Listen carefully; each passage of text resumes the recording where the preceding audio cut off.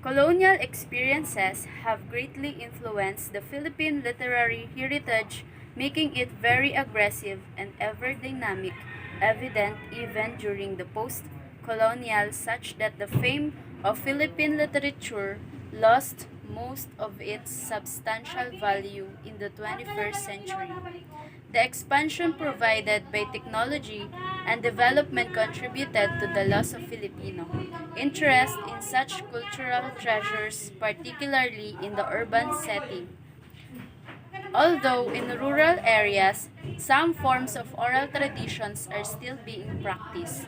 That includes singing of lullabies, domestic and occupational songs, folk verses and folk songs, sharing of salawikain or maxims and proverbs. It is usually the elders in doing such practices. It may be hard for a millennial to pay more attention to such practices and behaviors as they trend goes digital and everyone is busy catching up with the latest fads that gradually consume human interaction and socialization. Thus, the development of heritage from generation to another has been slowly fading.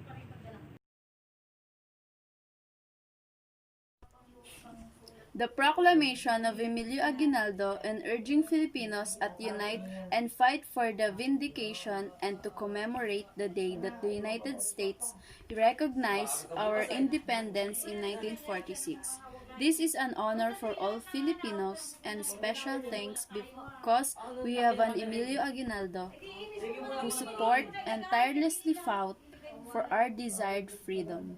In the speech of President William McKinley, he had been fatigued with fighting wars.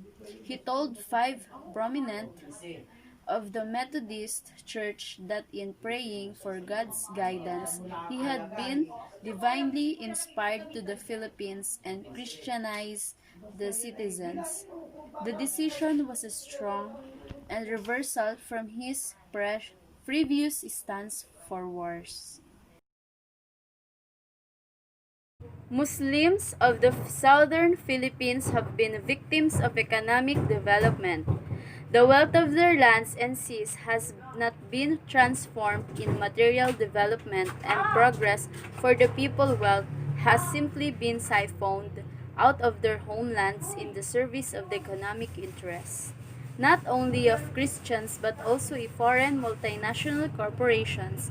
The political order, seen as the structure that breeds economic deprivation and social discrimination, became one of the rallying causes of some Muslim leaders to undertake the process of self-governance outside of the Philippines system of political administration.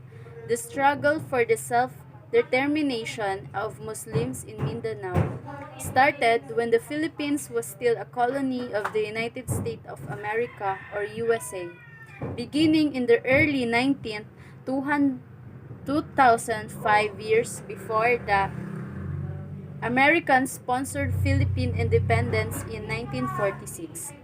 Muslim leaders began a peaceful movement that asserted sovereign rule from the would-be Republic of the Philippines they earned to believe as a separate people from the Christian majority.